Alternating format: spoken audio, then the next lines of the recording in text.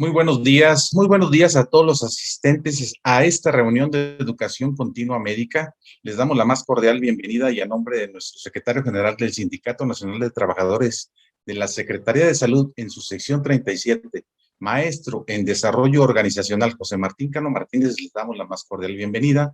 Y tenemos a una excelente doctora que nos va a dar una conferencia muy importante que nos va a servir en nuestra práctica diaria en cada uno de nuestros centros de trabajo. Voy a presentar en este momento a nuestra conferencista del día de hoy, es la doctora Jimena Cortés Núñez, es médico cirujano por parte de la Universidad Autónoma de Chiapas, médica pediatría en el Hospital General Gilberto Gómez Maza de la Universidad Autónoma de Chiapas. Tuxtla Gutiérrez, nefrología pediátrica en la Universidad Autónoma de Nuevo León, Instituto Nacional de Pediatría. En el 2019, experiencia desde hace 10 años actualmente de forma predominante, práctica en nefrología pediátrica de forma institucional a través de la Secretaría de Salud y privada en el área de pediatría médica. Múltiples proyectos de investigación con residentes de pediatría, nefrología pediátrica, funcionando como asesora de tesis de posgrado. Laboró en el Hospital Ángeles en las unidades de hemodiálisis del 2018 al 2020. En el 2020 participó como colaboradora en la norma oficial para diabetes mellitus en pediatría, la cual está en trámite de publicación. Subinvestigador en el área de historial laboral, investigación del Instituto Nacional de Pediatría y coordina el área de hemodiálisis de esta institución junto con un equipo multidisciplinario. Cuenta también con una experiencia en todo el área de pediatría, nefrología pediátrica, en el cual incluyen patologías de hospitalización a pacientes renales crónicos y agudos, hemodiálisis y transporte renal pediátrico. Así también de una consulta privada de pediatría médica y nefrología pediátrica en el Hospital Infantil Privado Star Médica. Tiene experiencia en pacientes pediátricos desde los 0 hasta los 17 años, niño sano y niño enfermo con patologías de primero y segundo y tercer nivel. En el área de nefrología pediátrica con experiencia en pacientes que cuentan con tubulopatías, enfermedad renal crónica, seguimiento de la función renal en enfermedades de origen urópata, trasplante renal pediátrico, terapias de reemplazo renal con diálisis peritoneal, hemodiálisis, terapias lentas de reemplazo renal, siempre dispuesta a seguir capacitándose. Te damos la más cordial bienvenida, doctora Jimena. Muchas gracias por estar aquí con nosotros para darnos esta conferencia con el tema lesión renal aguda. Te cedo el espacio para que inicies con tu conferencia. Adelante. Hola, ¿qué tal? Buenos días. Dejen acomodo verme porque no me veo. ¿Ya está compartida mi pantalla, David? Todavía no, Jimena. No. ¿Allí? Ahí parece que ya está, todavía no carga, pero ya está en proceso. Listo, ya. Nada más ampliar la imagen. Dale chance. ¿Ahí? A ver. No, creo que ya, ¿verdad? Sí se ve la diapositiva, pero se ven las diapositivas en un costado. Ah, es que mi pantalla ya está justo completa.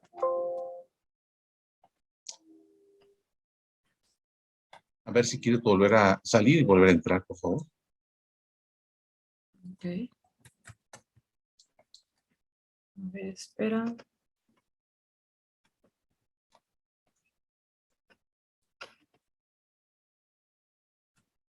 ¿Ahí?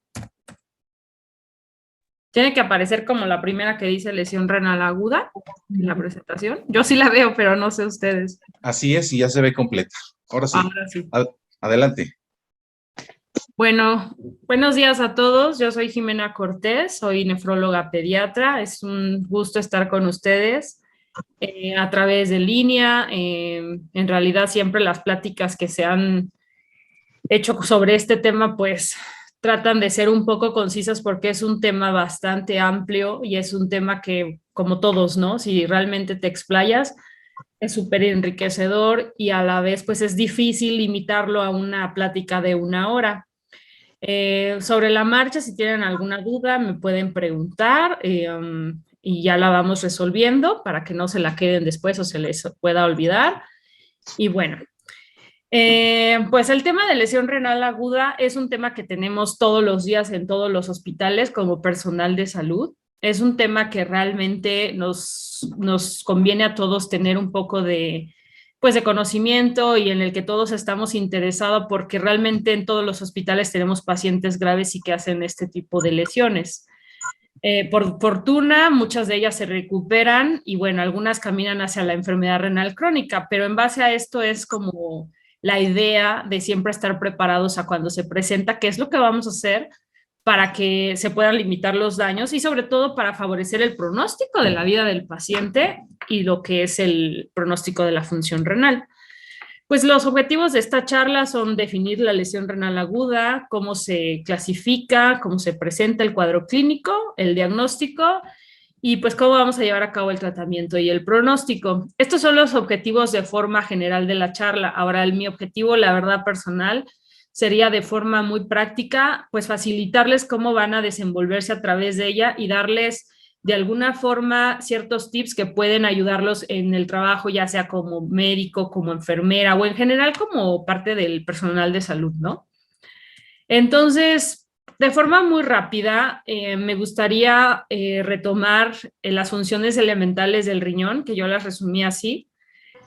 La primera, pues, tiene una implicación muy importante en la regulación del balance hídrico, por lo tanto, pues, la eliminación de los líquidos va a estar dada de forma importante por esta. La regulación de los electrolitos, ya sabemos que los electrolitos se van a absorber o se van a eliminar, por así decirlo, también en el riñón, porque también otros órganos van a intervenir en la homeostasis ácido-base, la excreción de toxinas endógenas, exógenas, interviene en la tensión arterial a través de lo que es el sistema renina-angiotensina-aldosterona, en el metabolismo de la eritropoyetina, en el metabolismo calcio-fósforo y bueno, en general en el crecimiento y desarrollo a través de otras hormonas como es el tema del metabolismo de la vitamina D.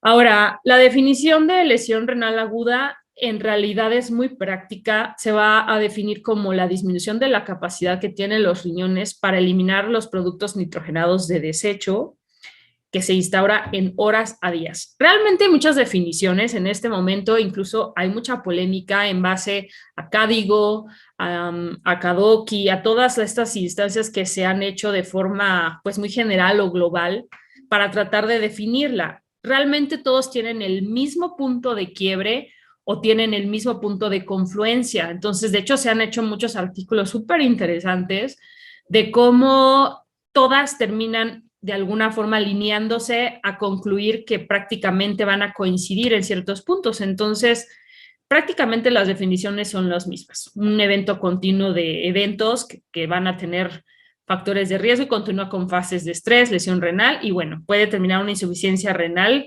de forma voraz que obviamente puede atentar contra la vida del paciente si no logramos pues remediarlo. A veces a pesar de nuestra ayuda es irremediable lamentablemente el pronóstico, pero de alguna manera si nosotros tratamos de instaurar medidas inmediatas, podemos rescatar de alguna forma esta lesión. Ahora, tenemos que identificar primero a los pacientes que están en situaciones de riesgo. Pues de forma general, yo armé la charla, yo soy pediatra, pero la armé de forma general también enfocada a adultos, que creo que prácticamente van a ser los mismos cuidados y tienes que tener foco en qué pacientes. Pacientes con edad avanzada, después de los 40 años disminuye el filtrado glomerular, esto es totalmente normal, la masa renal va a disminuir, entonces por lo tanto son pacientes que van a tener a la edad adulta de la tercera edad ya ciertos cambios que pueden responder diferente a lo que puede ser incluso un paciente pediátrico o un paciente adulto joven. La hipovolemia, la sepsis, que es como el pan de todos los días y lo que prácticamente más nos lleva a este escenario, la diabetes mellitus al ya existir un daño renal, la insuficiencia hepática, la disfunción cardíaca, la disfunción renal previa si ya era conocida, ¿no? Si es un paciente que tenía enfermedad renal crónica o si era un paciente que tenía alguna alteración en la estructura del riñón. El estado de la hidratación, pues también prácticamente se engloba con muchos, o sea, prácticamente todas esas de alguna forma pueden estar instauradas en un mismo paciente que llega a un servicio de urgencias, a una terapia intensiva. Un paciente con hipertensión arterial, pues también usualmente, no idealmente, si está controlado no tendría por qué, pero también son pacientes que de alguna forma tienen un filtrado glomerular incrementado o que puede estar alterado, no siempre, ¿no? Pero pues también son pacientes que nosotros tenemos que tener en foco sobre los cuidados que debemos de tener. El síndrome de respuesta inflamatoria sistémica, que puede incluir a todos estos pacientes previos en el evento que estén presentándose, y la exposición a medios de contraste, que honestamente no es tan común, pero también se llega a presentar. Entonces, pues ya ven, ¿no? Siempre en un servicio de radiología, usualmente cuando vamos a someter a un paciente a un estudio de imagen con contraste, nos preguntan la creatinina o cómo está la función renal, justo con esto, con este objetivo, ¿no? De limitar si se pudiera presentar algún daño renal. Pero si es un paciente en edad avanzada, que tiene no sé, algún daño conocido y medio de contraste, pues puede ser que muy seguramente lo presente. Ahora no es la regla. De forma general, aquí les puse más o menos como los escenarios de cómo se divide la enfermedad, lesión renal aguda, como prerrenal, renal y posrenal. Prerrenal, pues van a ser todos estos pacientes, prácticamente los que acabo de comentar, que van a presentarlo. ¿A qué se refiere con prerrenal? O sea, algo que prácticamente no es netamente dependiente del riñón, una sepsis o una respuesta inflamatoria sistémica. En pediatría, pues el estado de hidratación de los pacientes es una causa muy común. Pacientes en estado crítico que están con hipoperfusión o cierta isquemia, ¿no? La renal, pues puede ser usualmente debida a una necrosis tubular aguda, que son pacientes que pues están cursando también con el uso de nefrotóxicos, o bien cuando ya la lesión renal de ser una prerrenal fue tan severo el daño que ya caminamos a una fase renal. De aquí la importancia incluso que yo siempre les comento a las enfermeras, por ejemplo, de estar vigilando los balances de los pacientes. Digo, los pediatras somos en este tema un poco más estrictos o más compulsivos, la verdad, en estar vigilando cuánto orina, pero creo que el paciente en estado crítico es algo que siempre se tiene que estar monitorizando porque la anuria siempre es un dato de que está fallando el riñón y usualmente es, aunque puede ser tardía, también puede ser temprana, entonces de alguna forma te puede estar avisando de que tienes que poner como cierto foco rojo en ese paciente con las posibles fallas que se vienen encima, ¿no? La posrenal pues va a estar debida a algo que sucede pues prácticamente después del riñón o no necesariamente, sino vaya algo que puede estar obstruyendo el flujo renal, ¿no? No sé, un lito, que incluso la imagen que tengo acá prácticamente se los puse. También, si están ya sea en la mera estructura renal o si están en los ureteros, pues este va a ser el mecanismo por el que va a interactuar. Ahora, en la etiología que les acabo de mencionar, prerrenal, renal o lo que sería la posrenal, realmente creo que la más frecuente es la prerrenal. En un sistema de salud que usualmente está sostenido por un segundo y primer nivel, lo más común son las pérdidas gastrointestinales, diarreas, vómitos, por ejemplo, en los pacientes pediátricos, en pacientes adultos, pues la fuga capilar, puede ser por algunas otras enfermedades que impliquen un bajo gasto cardíaco, isquemia, miocarditis o ciertos estados críticos del paciente que ya con una cetoacidosis diabética. Usualmente las crónico-degenerativas pues ya van a, lamentablemente, al estar ocupando los primeros lugares prácticamente en nuestro país, pues ya de antemano también los lleva a este daño microvascular hacia lo que es las enfermedades como, no sé, pues una nefropatía diabética, ¿no? Entonces estos pacientes ya tienen más riesgo. Y pues en pediatría algo súper común es el estado de hidratación del paciente, una enfermedad diarreica aguda, o cualquier otra de este tipo que puede involucrar el bajo volumen sanguíneo.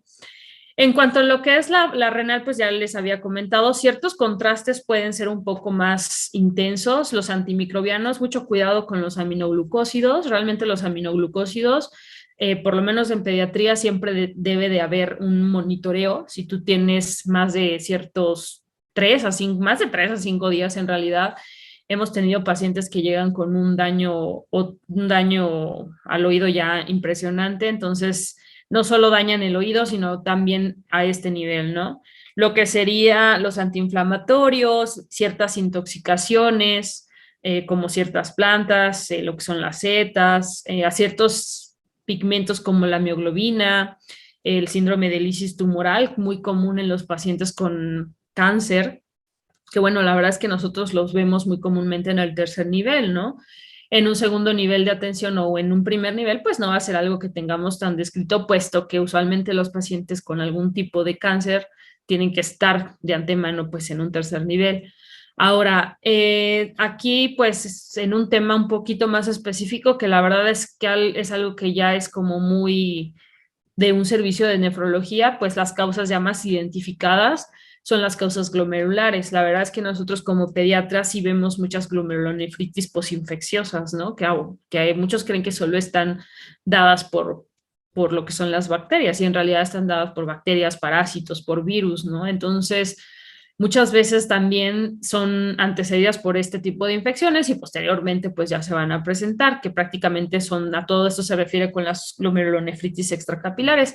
Otro gran rubro que realmente creo que es más de una implicación pediátrica, pero que también es muy común en adultos, son las vasculitis. La verdad es que las vasculitis son enfermedades silenciosas o son grandes simuladoras porque piensas en todo menos en que luego puedan ser estas, ¿no? Entonces, ojo con estas en la presentación. Y causas vasculares, pues ya pueden ser en general tanto estas como ciertas microangiopatías, la púrpura trombocitopénica, la hipertensión maligna y bueno, en la obstructiva, como les había comentado, los litiasis, las neoplasias son súper importantes, ¿no? Muy común, por ejemplo, que pueda llegar algún paciente con anuria, con un antecedente de aparentemente una lesión, sin una lesión renal, y de pronto cuando tú haces la toma de un estudio de imagen, o sea, un ultrasonido o una tomografía, pues que vas encontrando una masa, ¿no? Entonces, la causa de la obstrucción, pues ya es posrenal y entonces la importancia que radica en base a cuál es la etiología es la medida que tú vas a establecer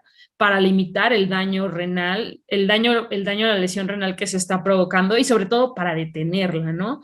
Si está siendo el problema una enfermedad diarreica aguda, pues lo que tenemos que hacer en lo posible es pues restaurar todos estos líquidos que se han perdido. En las quemaduras, pues sabemos que tenemos que tener cierto cuidado con estos pacientes con la hidratación, son pacientes que requieren una hidratación impresionante. Con ciertas toxinas, pues bueno, a veces no podíamos interactuar, pero bueno, siempre teniendo en cuenta la enfermedad, ya sabemos a qué podemos estarnos enfrentando. Entonces, de ahí la importancia de nosotros determinar la etiología para poder instalar un tratamiento. Ahora, en cuanto a la clasificación, esto es lo que les venía comentando. Realmente han habido muchas escalas a lo largo del tiempo, Rifle, que era muy comentada antes, Akin, Cario. Ahora, en este cuadrito, pues yo prácticamente lo que hice fue de alguna forma como comparar, ¿no? Por ejemplo, en el estadio de riesgo, el parámetro que tú vas a medir si hay una lesión renal aguda, pues es la creatinina sérica, que te va a dar una estimación de lo que es el filtrado glomerular. Ahora, en cuanto a Rifle, lo que plantea en base al riesgo es el incremento de la creatinina 1.5 veces por encima de lo que es una basal. Ahora, esto es pues un poco utópico porque no siempre tenemos una creatinina basal del paciente, ¿no? En realidad es un paciente que muchas veces si llegó con, no sé, con un estado de deshidratación, que obviamente llegó pues con un estado de choque hipovolémico, pues no necesariamente vas a saber la creatinina basal. Hay pacientes que sí la puedes saber si tienes de antecedente, pues un conocimiento si llegaba al hospital contigo o si tenía alguna otra enfermedad de base por la que se veía, ¿no? Entonces, en este tema, pues es difícil, es la pregunta que siempre me hacen mis residentes, ¿no? Pero es que aquí, ¿cómo lo voy a saber? Ajá, justo. Entonces, este es siempre como la polémica de este tipo de clasificaciones. Ahora, se dice disminución del 25% del filtrado glomerular. Creo que eso de alguna forma podría ser un poco más factible. El filtrado glomerular normal es de 120 a 150 mililitros por minuto.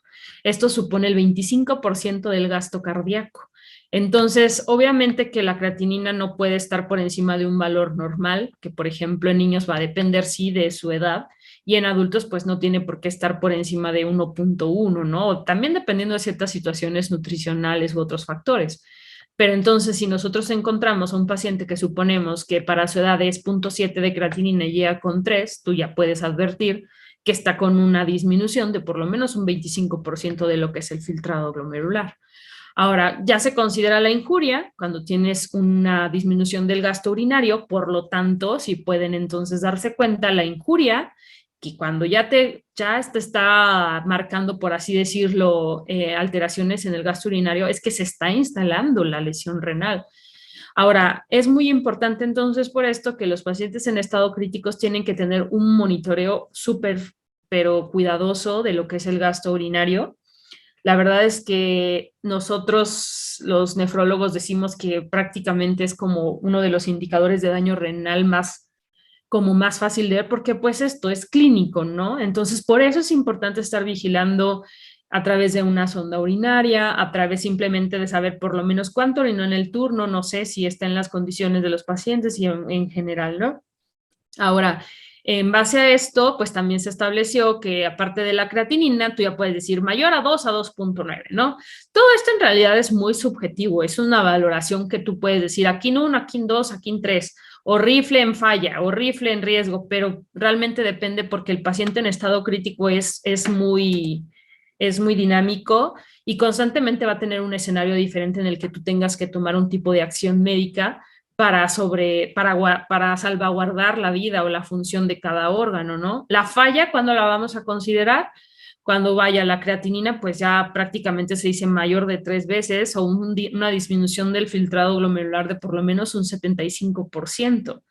Ahora, en esta fase de la falla es súper importante tomar en cuenta que el paciente, como bien dice acá, prácticamente ya lleva una anuria de 12 horas. Entonces, por eso no puede resultar como normal o no importante un paciente que no está orinando. Claro que que puedes relacionarlo con esa hipovolemia, con ese estado crítico, pero justo si el paciente ya está entrando en anuria, tenemos que ir viendo cómo adelantarnos para lo que sigue y entonces ya limitar quizás ciertos parámetros, ¿no? Algo que, por ejemplo, en esta fase confunde mucho al criterio médico es, si está orinando poco, ya empiezo a restringir líquidos. No, en realidad este no es el mecanismo que nosotros debemos de tomar como medida.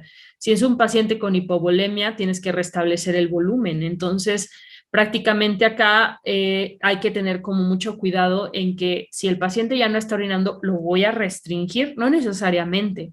Realmente tienes que considerar si ya llevaste al paciente a la recuperación del porcentaje de agua corporal que está abatido en este momento. Ahora, en la fase prácticamente de pérdida en la que confluyen todas estas clasificaciones, pues es que se pierde la función del riñón. Pero bueno, esto ya es para hablar un poco más adelante del escenario catastrófico, porque prácticamente ya excede lo que son las 4 semanas. Y la falla renal terminal, pues se dice que es más de 3 meses. Ahora, algo muy importante a considerar en esto es lo siguiente.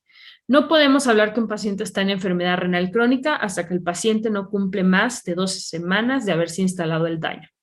Es muy común que cuando tenemos un paciente con lesión renal aguda, por ejemplo, el evento sucedió, no sé, 3 días previos y el paciente ya restableció su volumen, mejoró la tensión arterial e incluso el gasto urinario se recuperó.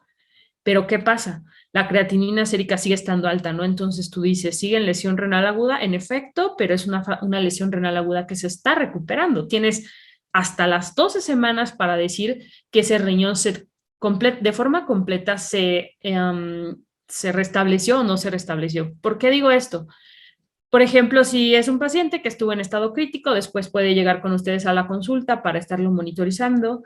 Justo, por ejemplo, para nosotros los nefrólogos, ¿no? Salió de un evento de la terapia intensiva, después llega con nosotros como para monitorizar que siguió con la creatinina alta, suponiendo que tiene 4 semanas. Todavía tengo que darle un chance para decir que el paciente está en falla renal. O sea, la creatinina nada más te puede subestimar o sobreestimar el filtrado glomerular o simplemente hablar de una recuperación. Por eso todo esto es muy subjetivo. Realmente creo que aquí lo más importante con lo que creo que deben de quedarse es la disminución del gasto urinario es importante detectarla. Pacientes en estado crítico, sin duda, tienen que tomarse una química sanguínea para estar pendientes de la función renal y limitar en lo posible los daños que en general va a tener el paciente por ser un paciente en estado crítico. Ahora, ¿cuál uso? Lo que les decía. No, es que esta es una pregunta también súper común que siempre me hacen mis residentes. Realmente la clasificación que ustedes quieran hacer o darle al paciente al momento de tomar su diagnóstico es válida, la que ustedes gusten. Incluso en lo personal, yo cuando pongo un diagnóstico de ese tipo, lesión renal aguda, de tal, no sé, AKIN 3, puede que a veces incluso solo le ponga lesión renal aguda, en remisión, no lo sé. Más bien, aunque sí es muy importante la clasificación porque te puede hablar del estadio en el que está el paciente, de si hay o no una falla o recuperación, pueden usar la que ustedes gusten. Dicen, rifle ya es muy viejita, no importa, sigue siendo funcional. ¿Por qué? Porque en realidad te está hablando del estado actual de la función renal. Ahora, en cuanto a la fisiopatología, pues prácticamente va a obedecer a la etiología que está dando hecho a esta situación. Usualmente, pues, ¿qué vamos a notar? Pues vamos a ver que hay una injuria, ¿no? Que como habíamos dicho ya va a estar dada prácticamente por todos los factores de riesgo que tenía el paciente.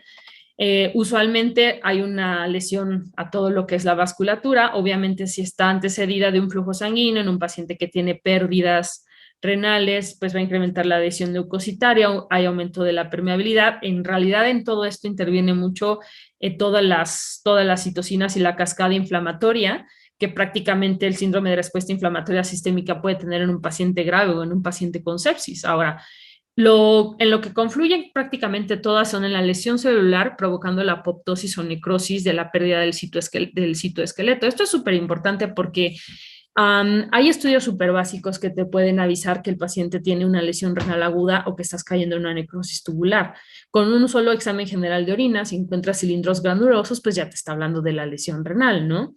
Ahora, es importante saber que todo esto, pues al final puede o no terminar en una insuficiencia renal aguda o en una enfermedad renal crónica a lo largo del tiempo. Por eso la importancia de que no se instaure, por ejemplo, una necrosis tubular aguda, que prácticamente te habla de que ya se tapó el glomérulo, entonces hay una disminución importante del filtrado glomerular y todo esto te va a llevar a la necrosis, que esa sí puede ser realmente de forma permanente. Ahora hay muchos pacientes que pueden tener una necrosis tubular aguda y que pueden incluso generarles un daño, pero afortunadamente, a pesar de que pueda disminuir el filtrado glomerular neto del paciente, puede vivir con esto y algún porcentaje se recupera o alguno no. Entonces son los pacientes que nosotros continuamos monitorizando en la consulta externa. Ahora, ahí, no pasa. Espérenme, no pasa, ahí está. Ahora, en cuanto al algoritmo de lo que prácticamente comentamos en la diapositiva previa, lo que ya habíamos comentado, causas, descartar tóxicos fármacos, este punto es súper importante, porque nosotros los nefrólogos decimos, evitar el uso de nefrotóxicos, pues sí, pero si estamos con un paciente con sepsis, un síndrome de respuesta inflamatoria sistémica, lo más importante va a ser el uso de los nefrotóxicos, lamentablemente. Entonces, aquí es donde nosotros debemos de valorar la vida o la función, pues la vida, ¿no? Entonces, realmente este parámetro también es muy subjetivo porque de nada sirve que tú, también siempre incluso lo discutimos con el servicio de infectología, si tú ajustas un medicamento a función renal y el problema de base del paciente es un choque séptico, pues creo que puedes salvar el riñón, en efecto, pero no vas a salvar la vida del paciente o tu margen de error va a ser más grande. Ahora, en la historia clínica justo tenemos que valorar la bulimia, de lo que ya habíamos hablado. ¿Hay falla orgánica múltiple o hay alteración hacia lo que son otros órganos? Pues bueno, tenemos que determinar la cronología para ir estableciendo medidas. Ahora, lo más importante es con lo que les mencionaba respecto a lo previo, lo más importante es limitar el daño renal para evitar la enfermedad renal crónica. Entonces, ¿cuándo vamos a hablar de enfermedad renal crónica? Aunque la creatinina esté elevada o la disminución del filtrado glomerular sea lo suficientemente importante, este tiene que ser mayor de 3 meses, sin ninguna duda, ¿vale?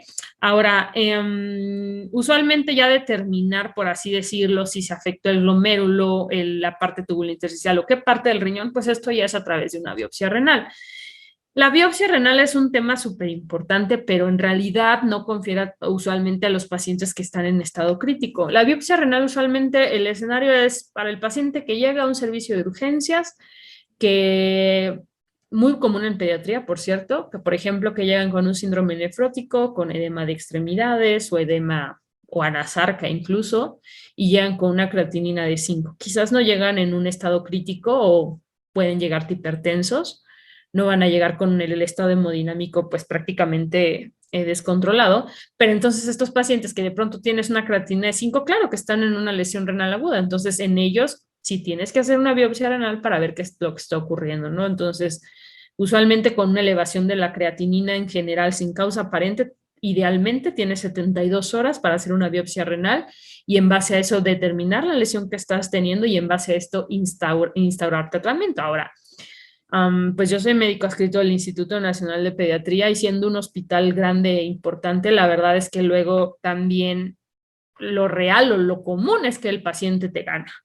Entonces, si ya llega con una creatinina de 3, realmente es domingo o sábado, no sé, no tienes un hemodinamista o vaya alguien que te haga una biopsia renal con un ultrasonido guiado, pues esperar hasta el lunes es mal augurio para el paciente porque es una lesión renal que se puede perpetuar. Entonces, ¿qué hacemos nosotros ahí? Pues iniciamos bolos de metilprednisolona o vamos instaurando tratamiento y ya después la biopsia. Entonces, en efecto, no siempre vas a hacer una biopsia renal, sería lo ideal.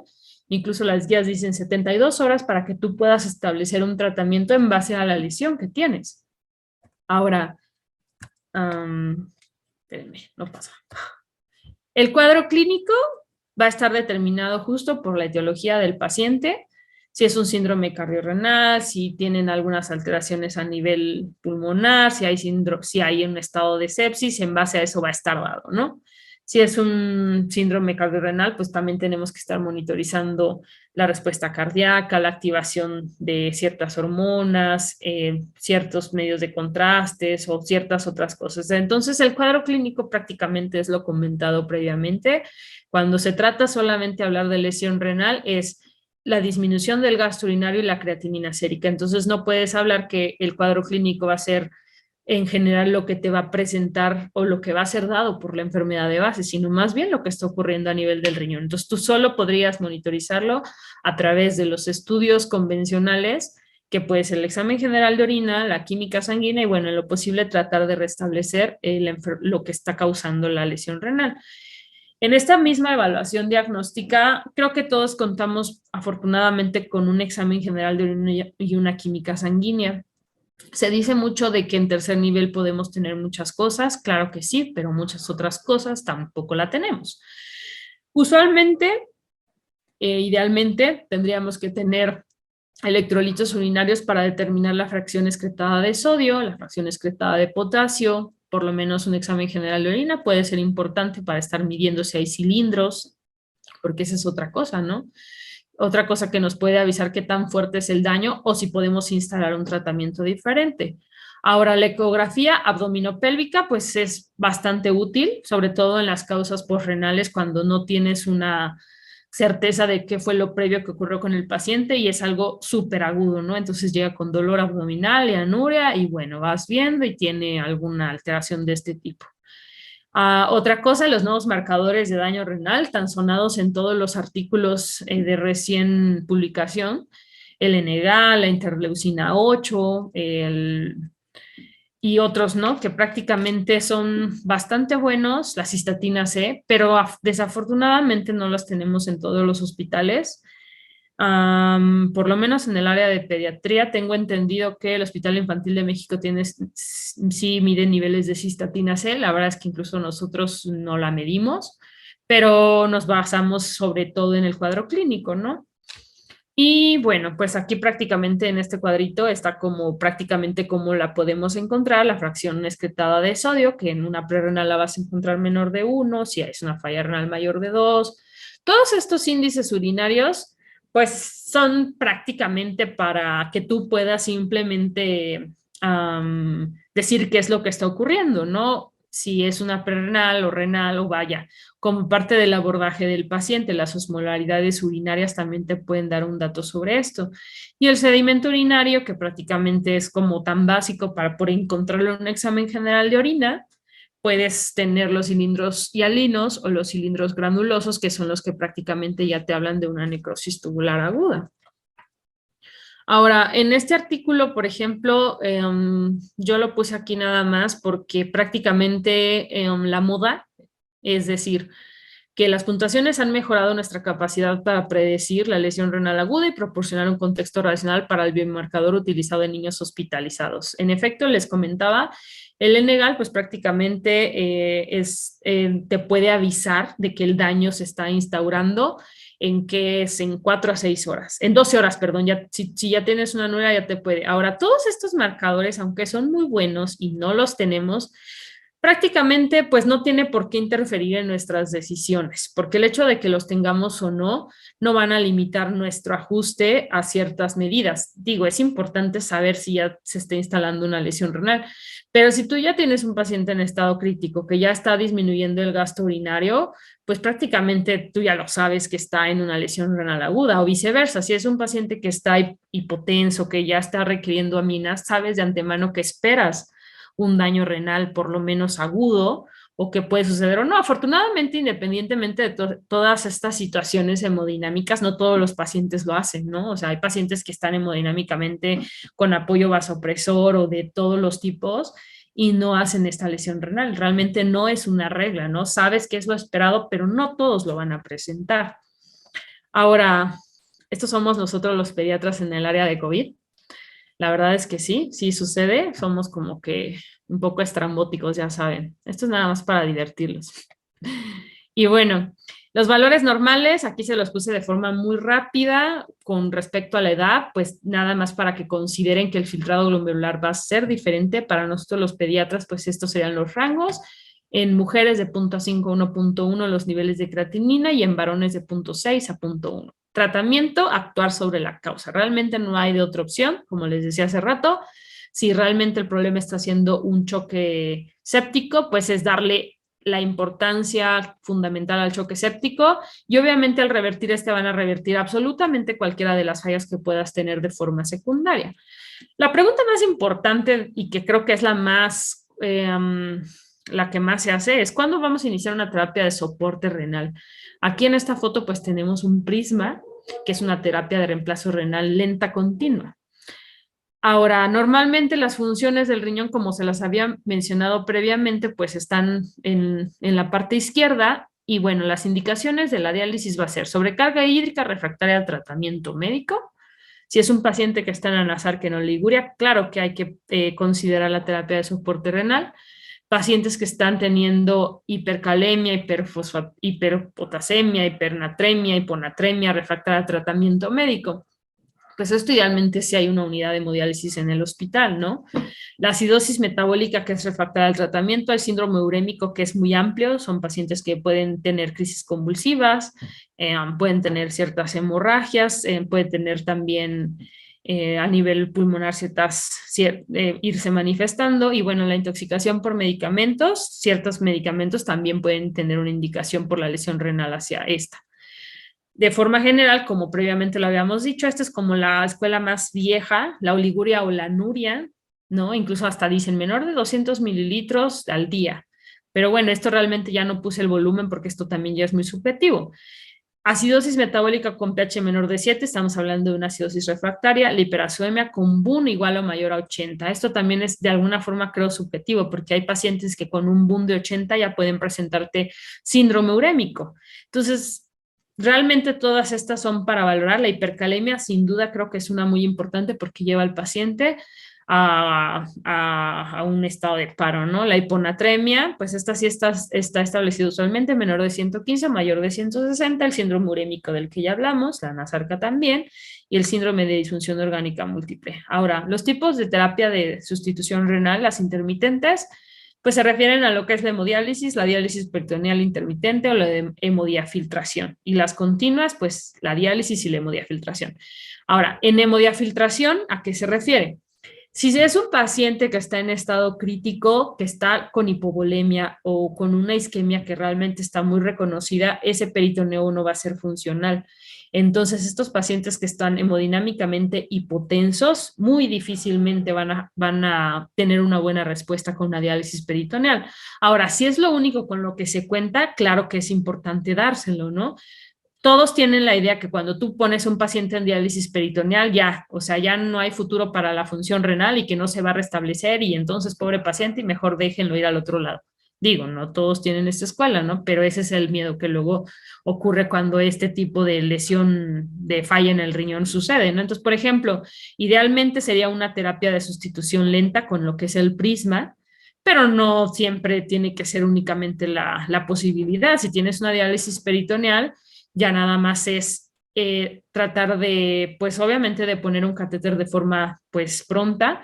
Y la otra cosa muy importante que creo que vale la pena mencionar es que muchas veces en las áreas de terapia intensiva se instala una diálisis peritoneal, pero si ponen 3 recambios no va a pasar absolutamente nada. O sea, con 3 recambios no vas a jalar todo el agua que tiene un paciente en un estado de anasarca. Entonces, en estos pacientes, de forma ideal, se diría que entre más alto es la concentración de glucosa de la diálisis peritoneal, más va a jalar agua, por así decirlo. Entonces, la ideal es una del 4.25%.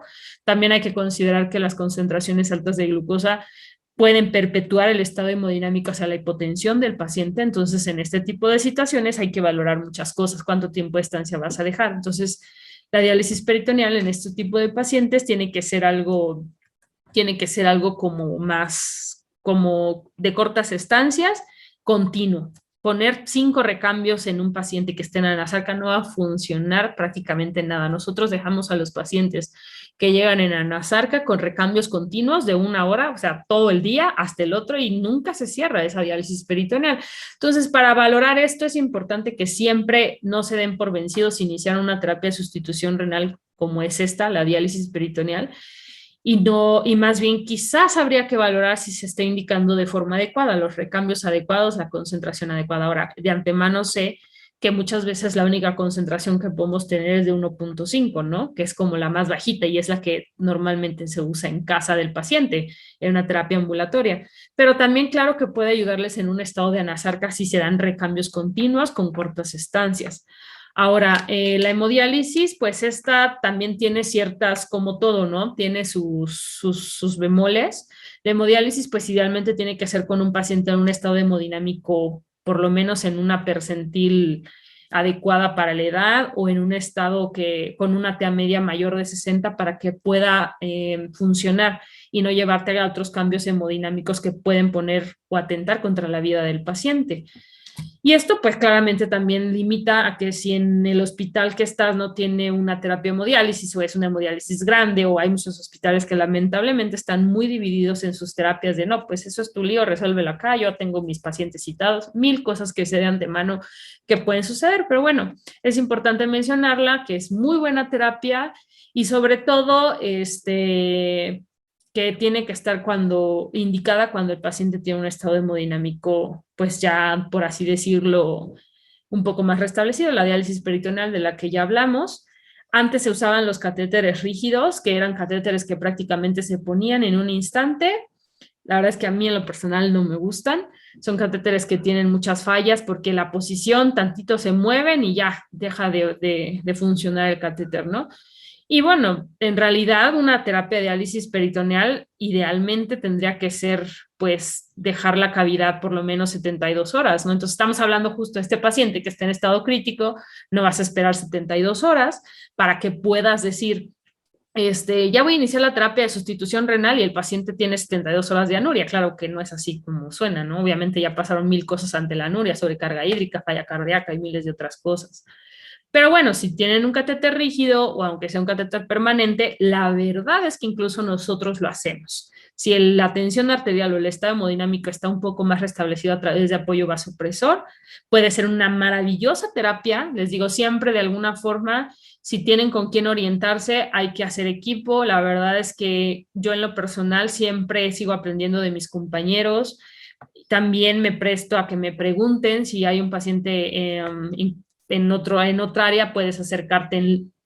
Pues bueno, les voy a dejar de todas formas mi contacto para que cualquier cosa me pueden preguntar con mucho gusto. Y a veces esa es la falla. O sea, cómo estamos indicando la diálisis, no que el paciente no responda. Y sobre todo me gustaría que se queden con la idea de que la función renal se restablece, independientemente de que llegue hacia lo que es una terapia de sustitución renal, ¿vale? Y bueno, la terapia de reemplazo renal lenta continua, que esto la verdad es una maravilla, pero también tiene muchos efectos adversos, claro que los tiene.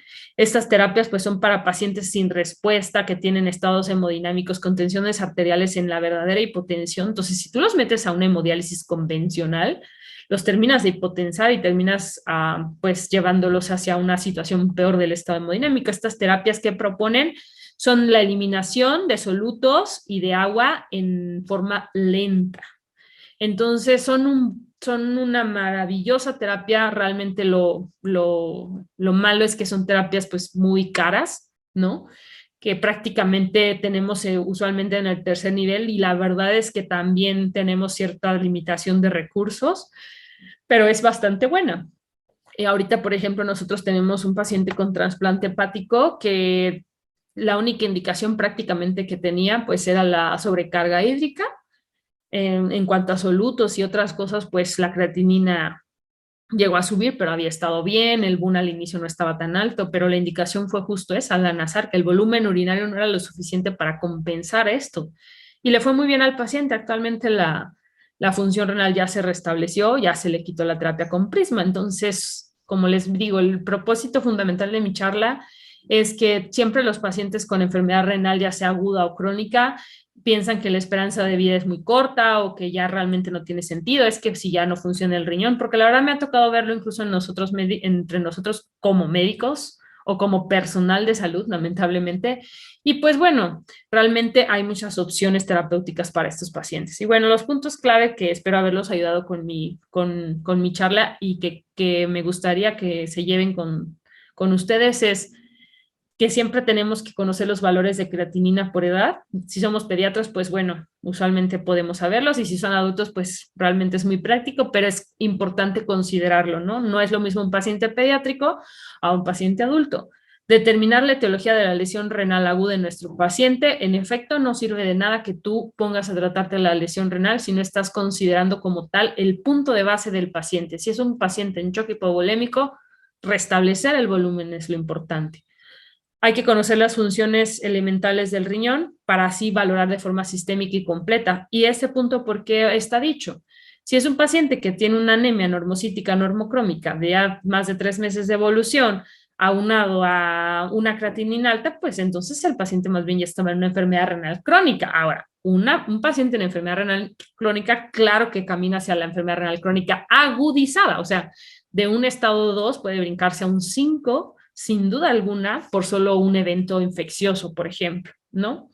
Y bueno, hay que tener restricciones hídricas con cuidado. O sea, ¿esto a qué va dirigido? No todo paciente que tiene elevación de la creatinina lleva a que tienes que restringir volumen, de ninguna manera.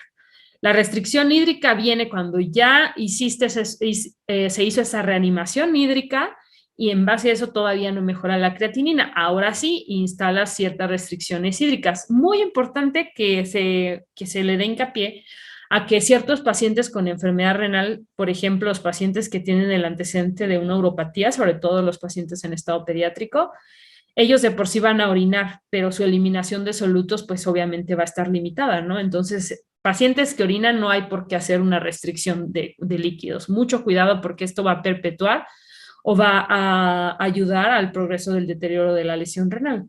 Y el enfoque del tratamiento será inicialmente descartar la urgencia dialítica. Claro que la urgencia dialítica se puede resolver mediante una terapia de soporte renal, pero hay que considerar que cuando hay una hipercalemia, nosotros decimos, las hipercalemias graves no las sacas, o sea, con o sin el médico, lamentablemente el pronóstico es bastante malo. Entonces, llegar a este punto para decir que el paciente requiere una terapia con diálisis peritoneal, hemodiálisis o cualquier terapia de soporte renal ya es muy tardío.